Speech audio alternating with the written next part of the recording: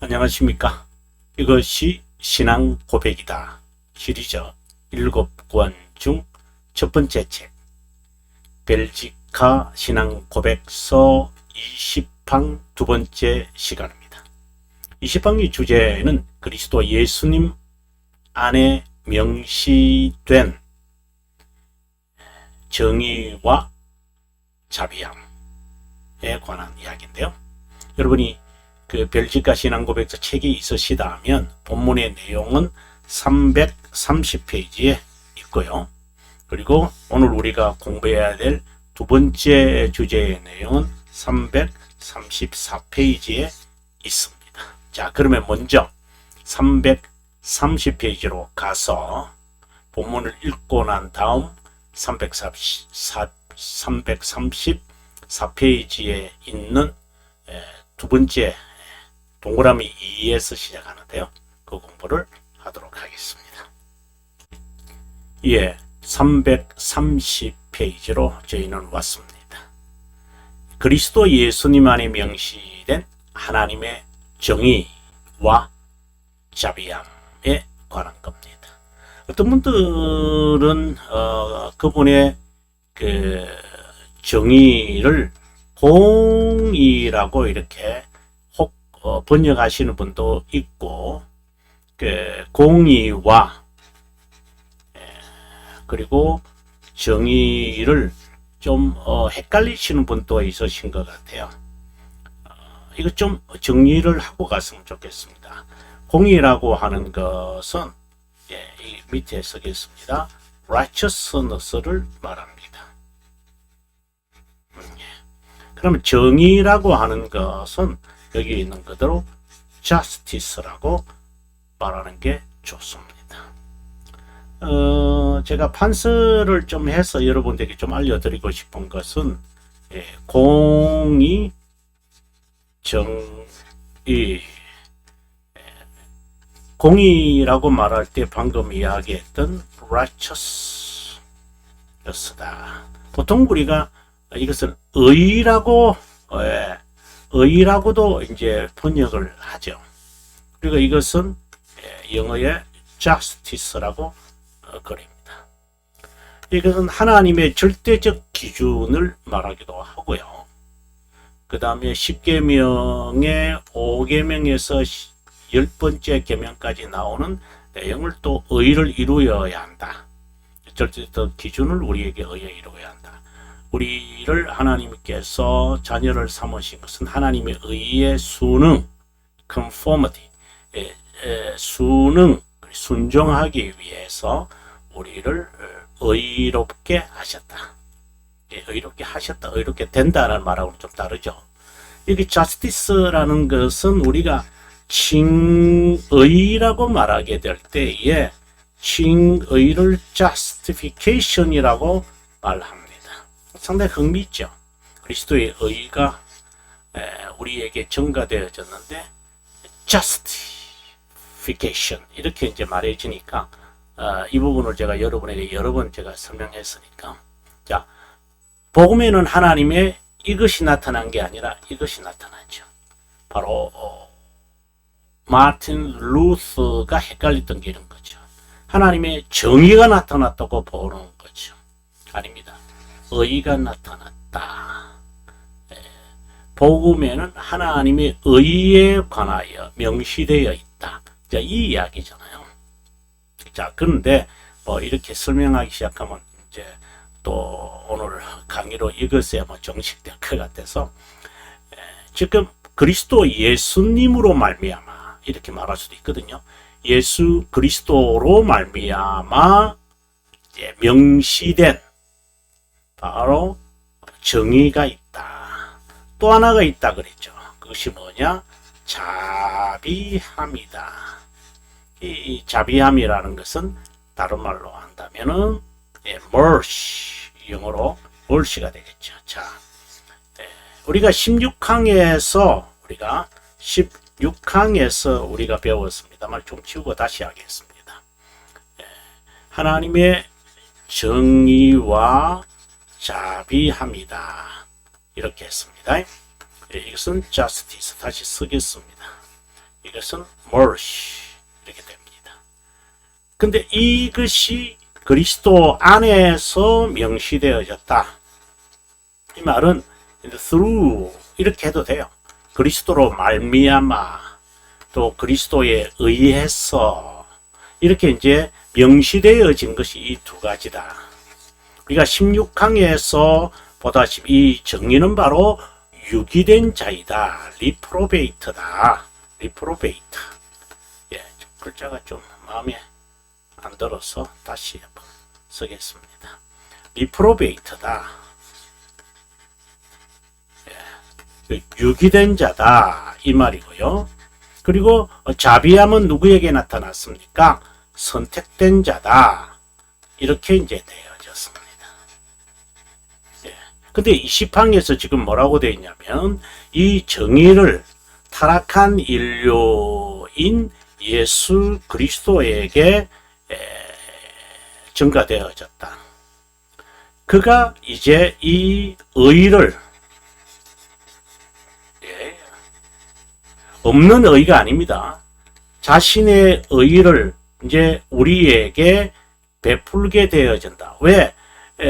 우리는 유기된 자처럼 이게 살아가잖아요. 살아가기에 하나님의 자비함을 베푸는 것이 불공정하잖아요. 공정하지 못하거든요. 그래서 이 유기된 자에게 내려지는 이 타락으로 빚어진 죄들, 이 문제를 해결해야 돼요.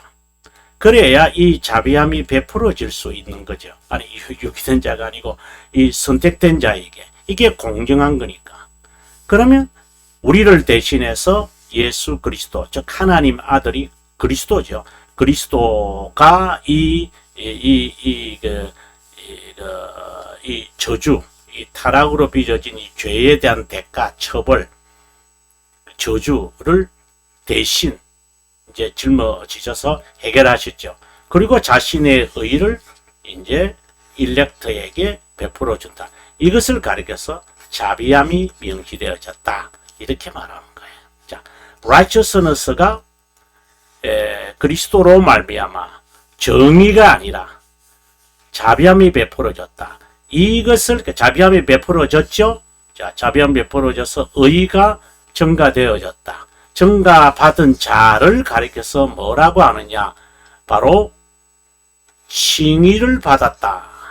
그래, 정의의 문제, 이 정의, 예수 그리스도가 정의의 대상이 되어져서 이제 합당하게 되어진 거죠. 그것을 정당화 이제 시켰고, 누구를 위하여? 선택된 자를 위하여. 이제 하나님의 자신의 의를 우리에게 주실 수 있다. 자비함을 베풀었다. 자비함을 베푸는 자, 이제 자비함을 받은 자를 가리켜 우리는 받은 자를 가리키는 게 받은 것을 가리켜 우리는 칭의라고 한다. 그래서 이제 헷갈리면 이제 안 돼요. 정의, 공의, 칭의 이거다. 이제 이것을 여러분들께서 이제 정리가 되셨다면 이제 진리의 구원의 진리를 이해하는데 굉장히 가깝게 오셨다고 말할 수 있겠죠. 자비함, mercy 이렇게 되겠죠. 이러한 우리가 의 그리고 어렵다 여기시면 그죠? 어렵다 여기시면 칭의. 이것을 우리는 자비함을 베푸는 영혼에서 자비함을 베풀기로 되어 있는 이 과정을 자신의 의를 우리에게 베풀 수가 이루어지는 이것을 우리는 하신 사역을 구속 사역이라 그러고 그리고 이렇게 이루어진 것을 우리는 구원이라고 그런다. 그래서 구원이라는 단어를 우리는 구속이라는 단어로 쓰잖아요. 이게 redeem이라거든요. 예. 값을 치러서 우리를 끄집어내는 거잖아요. redeem. 값을 치른 거야. 희생제물을. 구속. 그 사역을 그리스도의 구원의 사역이다 이렇게 하기도 하는데 구속사익이란 말이 조금 더 이제 협의적인 의미로 좀 더 가깝게 이제 근사값으로 가서 하는 이야기죠. 이 사익을 누가 담당합니까? 그리스도입니다. 이렇게 말하죠. 그분은 누구십니까? 하나님 아들입니다. 하나님의 아들이시며 중보자로서 구속 사역을 이루신 그리스도를 우리는 왜 구세주 또는 예수라고 부릅니까? 우리를 구원하시는 분이시기 때문입니다. 이제 하이델베르크에서 그렇게 질문해 가죠. 자, 아무튼 또 하이델베르크 할 때 여러분께서 참고해 주시고요.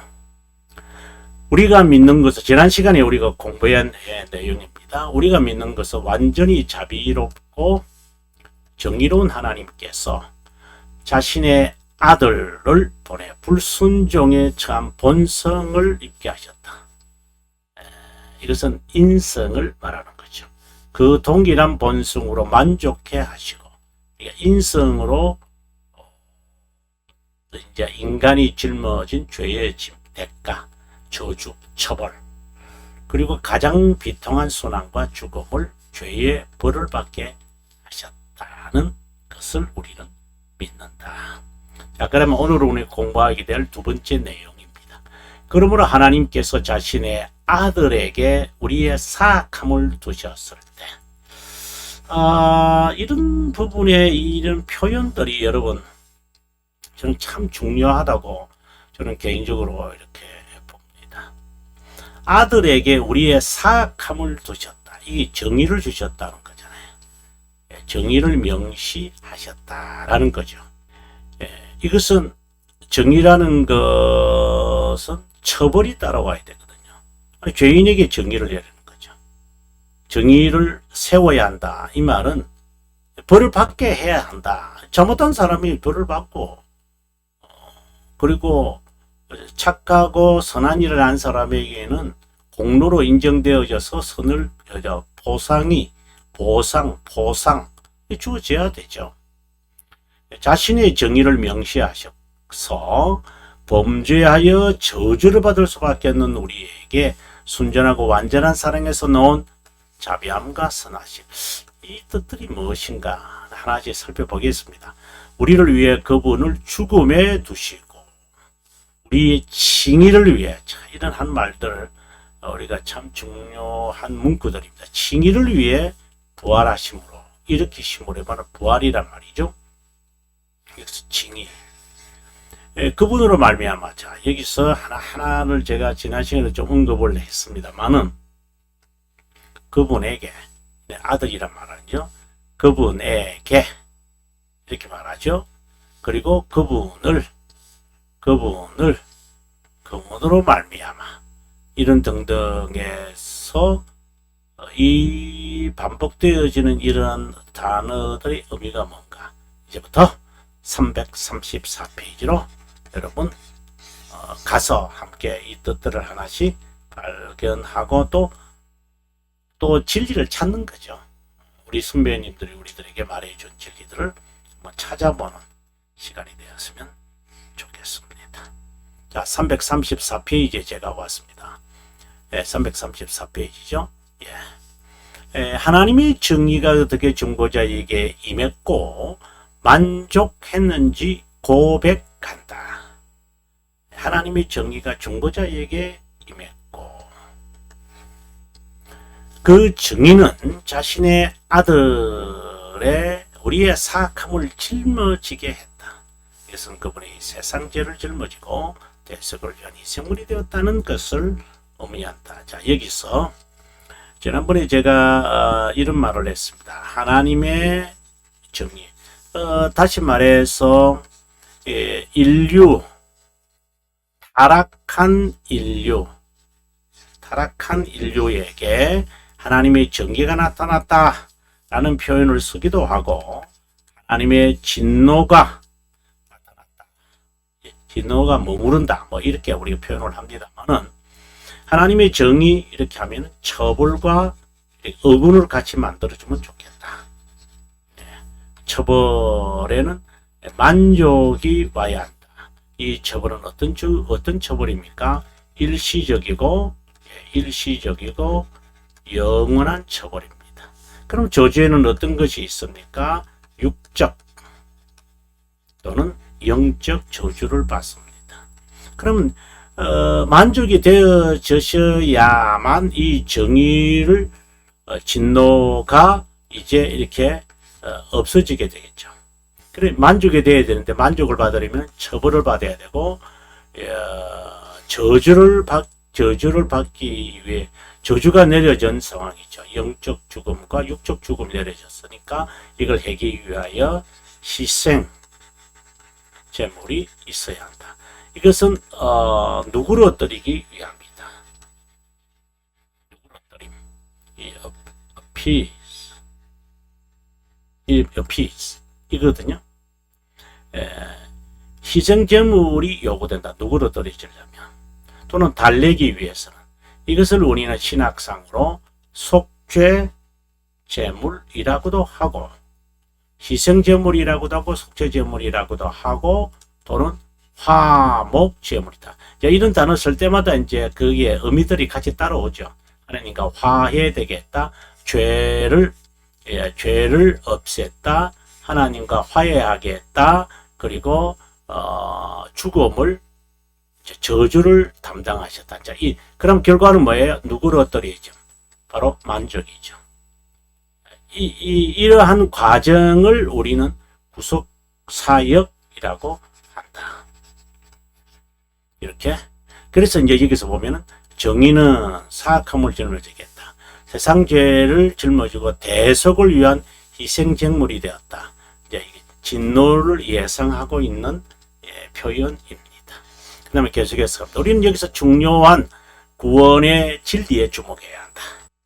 누구도 율법 준수로 하나님 앞에 나설 수 없다.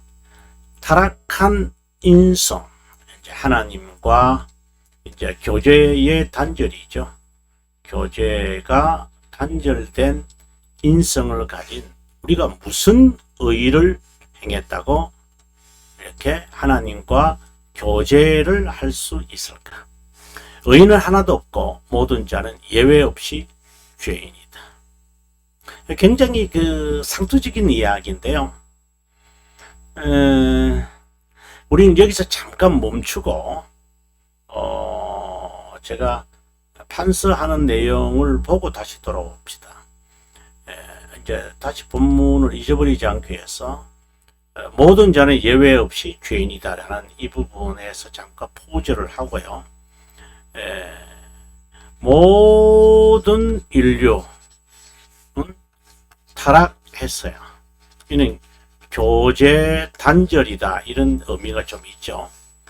부패했습니다. 이는 행위가 부패되었다는 거잖아요. 부패성이나 썩은 것을 이제 말하는 거잖아요. 썩은 거죠. 썩었다. 그래서 나타나는 것은 죄밖에 없죠. 그래서 타락이 죄를 불러들였다. 자, 이렇게 말하죠. 나는 건 죄들밖에 없으니까요. 그죠? 그런데 아담을 비롯하여 아담의 후손 모든 자를 말하는 게 아니고 아담을 비롯하여 그의 선택된 후손이 있어요. 선택된 후손. 이들과 모든 인류에는 이런 인류의 상태를 바라고 있거든요. 상태. 얘네는 유기된 자와 선택된 자가 같이 섞여 있죠. 그게 모든 인류니까. 근데 그 가운데 선택된 후손은 여전히 타락 가운데 있죠. 언더 타락. 디프라이버티인데. 타락. 그리고 또 부패성도 지리고 있어요. 그래서 죄를 짓고 있는 거예요. 여전히. 아담의 후손에 유기된 자도 있겠지만 선택된 자도 있는데 그 중에 선택된 자가 이렇게 되어 있어요. 그러면 유기된 자에게 내려진 이 타락에 대한 저주, 정의의 처벌, 진노에 대한 저주. 이제 이거 이제 그러한 그것이 특별히 이제 정의라는 말로 지금 이제 축약을 할 수 있으니까 정의가 여기에도 있는 거예요. 그러면 이들에게 내려진 정의, 그러니까 처벌, 그리고 저주, 이게 해결해야 되거든요. 그래야 자비함이 베풀어진다. 이 자비함, 구원을 받게 한다. 이 말이잖아요.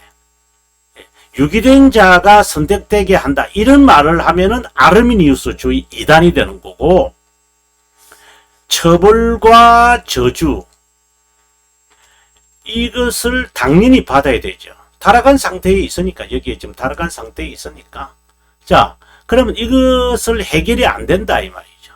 왜? 처벌은 영원한 것이 또 포함되고, 저주는 영적인 죽음도, 포함되기 때문에, 인간으로서는 불가능하다. 그러면은, 인간이시며 하나님이 되신 분이 이걸 받게 되어지죠. 자, 이것은 이제 방금까지 이제 설명을 했던 거고요. 지금 앞에서도 또 이제 판서하면서 이야기했는데, 이것을 좀 간과하지 말아야 되는 게, 구원의 진리다. 구원의 진리다. 이렇게 말할 때는 선택된 자가 후손이 섞여 사니까, 이 인류 속에, 그러니까 유기된 자와 함께 자신의 정체성도 모르는 거예요. 그 세상에서 이제 끄집어내는 것을 우리는 구원이라 그러잖아요. 죄에서부터 건져내심이라, 구원하려 하심이라. 건져내는 거예요. 자, 유기된 자처럼 살아가죠. 그래서 구원, 불러내는 거죠. 이것을 우리는 구원이라고 한다. 그러면은 그가 앞으로도 살아가죠, 우리가. 죄의 지배에서는 벗어나도 죄를 지을 수밖에 없는 타락성은 여전히 지니고 있기 때문에, 그래서 우리는 앞으로 지을 죄까지 용서받는다, 이렇게 표현을 하는데, 항상 그건 틀린 말이죠. 아니 뭐 틀렸다고 말할 수는 없는데 어쨌든 좀 부족한 표현이죠. 왜? 앞으로 계속해서 죄를 범할 것이기 때문에 그렇습니다. 그래서 앞으로 지을 범죄까지 주님이 지웠다고 하는 것이 아니라 덮였다고 이야기하면서, 그럼 덮여지기 위해서는 우리가 죄가 없는 것을 스스로가 인식이 돼야 되거든요. 그래서 죄와 싸울 수가 있는 거죠. 그래서 날마다 우리는 죄를 발견하고 싸워가는 것이죠. 죄인인 자가 뭐 죄를 느끼겠어요. 그런데 선택된 자이기 때문에 죄를 인식하도록 주님은 우리들에게 이제 그리스도적 우리들에게 믿음을 심는다, 이렇게 표현을 하는데, 그리스도를 수용하게 하고, 영접이라는 말로 합시다. 그리스도를 영접하게 하고 그리스도의 공로를 영접하게 하여 자신의 죄가 이제 드러나는 그 죄의 문제를 짊어지는데, 그분이 대신 짊어지셨고, 또 죄를 범할 때마다 그분에게 피난처를 찾아 와서 극복하며 영적 전투에 힘쓰는, 이제 이런 이야기들이죠. 여러분, 지금까지 들었던 구원의 진리를 좀 더 명확하게 포괄적으로 제가 여러분들에게 설명한 거예요. 다시 본문으로 돌아오도록 하겠습니다. 자, 예외 없이 죄인이다, 뭐 이런 표현들을 우리가 볼 때 좀 방금 제가 이야기했던 이러한 포괄적인 그 설명들로 좀 이해를 하고 갔으면 좋겠다, 이 말을 제가 부탁드리고 싶습니다. 그런데 복음을 통해 하나님의 의를 발견한다. righteousness가 있다. 그 righteousness가 뭐냐? 하나님의 의, 공의라고 하는 것이 복음에 있더라. 그 의가 뭐지? 이제 그리스도로 인하여 그 의가 우리에게 증가되어지는 죄용서, 이런 그분이 중보자로서 그리스도의 사역을 하고 이러한 그리스도의 공로, 사역, 이것을 수용하게끔 되어진다. 이런 표현들이에요, 실제로. 그것은 바로 복음 자체이신 그리스도다. 이런 이야기들. 그분의 의, 율법에 완전히 순종하시는 것과 자신을 희생제물을 드림으로 의를 증가한다. 앞에서 제가 판사하면서 했던 이야기를 떠올리시면 이런 본문들을 아마 이해하실 거예요. 물론 믿는 것이 전제된다. 믿는 자는 이 자체가 무상의 은혜다. 불변, 영원한 은혜다. 이런 표현도 정확하지만 영원의 은혜다. 영원한 은혜다. 이렇게 말할 때 무상의 은혜라고 하는 것은 불변하다. 그러니까 영원에서 베푼 은혜다. 이렇게 이제 말하면 좀 더 정확한 것 같아요. 그러니까 불변한 은혜죠. 그러니까 영원에서 선택했다는 거죠. 믿음을 주식으로 하나님의 진노를 거두어서 빠져나올 수 있도록 자신이 하나님의 자녀임을 정체성을 깨닫게 하시는 이러한 모든 것이 은혜다. 이어서 사도 바울은 그 의로 여기는 칭의에 관해 율로마서 4장에서 칭의를 여긴다라는 여긴다 9번이나 사용하면서 설명한 핵심 진리는 이것이다. 핵심 진리는 뭐냐? 죄인이 그리스도를 믿음으로 하나님께 의롭다고 선언하는 것이다. righteousness다. 이제 righteousness다. righteous다. 이 말이죠. righteousness다. 이 righteousness다. 어렵다. 하나님 앞에서 어렵다고 되어진다. 이제 이 답을 좀 더 구체적으로 우리가 알기 위해서 우리가 하이델베르그로 좀 갔으면 좋겠다 생각합니다. 하이델베르그 60문이란 말이죠. 60문으로 가서 방금 요건 말했던 요 부분 해석하려고 60문으로 우리가 가도록 하겠습니다. 여러분 하이델베르그 60문인데 이 제목에 여러분 관심을 가져보세요. 똑같은 이야기죠. 우리가 앞서 봤던 내용하고요. 자, 어떻게 하나님 앞에 righteous가 되냐? 예수 그리스도를 믿는 참된 믿음으로만 유일하게 이루어지고 내가 하나님의 모든 계획을 막대먹게 범했고 그것 중 어떤 것도 지키지 못했고 내가 여전히 모든 악으로 기울어져 있다고 양심이 나를 고소하지만 그런데 여기 있는 그대로입니다. 하나님은 나의 공로 없이도 순전한 은혜만으로 그리스도의 완전한 만족으로 의와 거룩을 나에 부여하여 증가한다. 세 가지를 증가하죠. 우리가 그냥 상식적으로는 의의 증가다.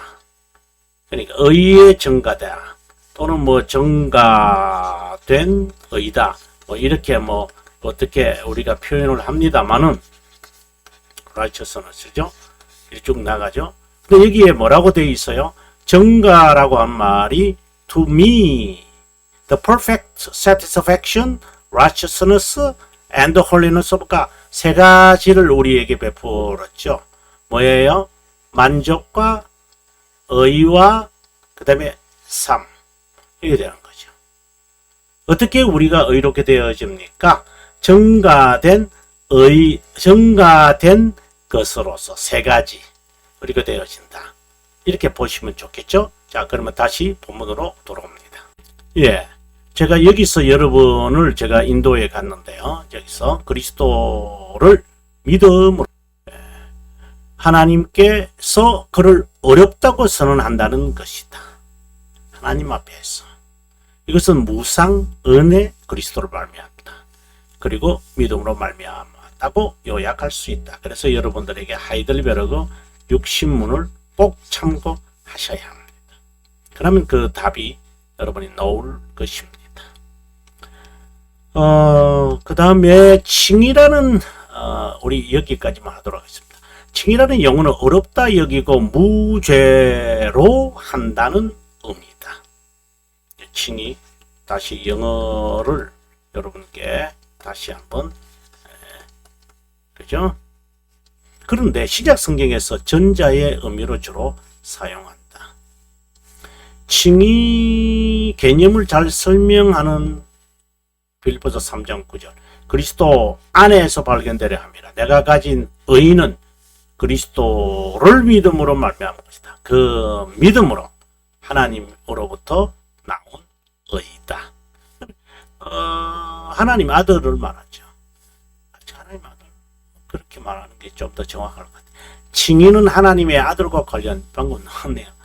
죄인을 의인으로 여긴다는 의미다. 칭의는 죄들의 용서와 관련되어 있다. 무죄와. 그래서 칭의, 어렵다 여긴다는 말이 뭐예요? 죄들의 용서다. 이렇게 바꾸어도 별 차이가 없을 것이다. 그것은 그 로마서 4장에서 우리 칼빈 선생, 로마 4장 칼빈 선생 사도 바울이 했던 그 칭의를 설명하기 위해서 로마서 4장에서 이제 시편 32편의 다윗의 그 시, 죄가 가리움을 받은 자는 복이 있나니 라고 하는 그 말씀을 통하여서 칭의를 이제 설명하고 뒷부분에 가서 로마서 4장을 말합니다.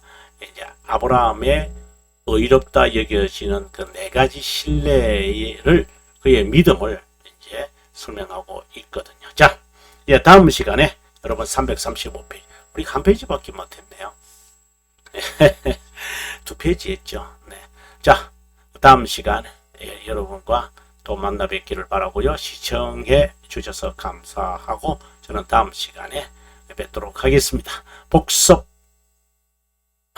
잊지 않기를 바랍니다. 평안하십시오.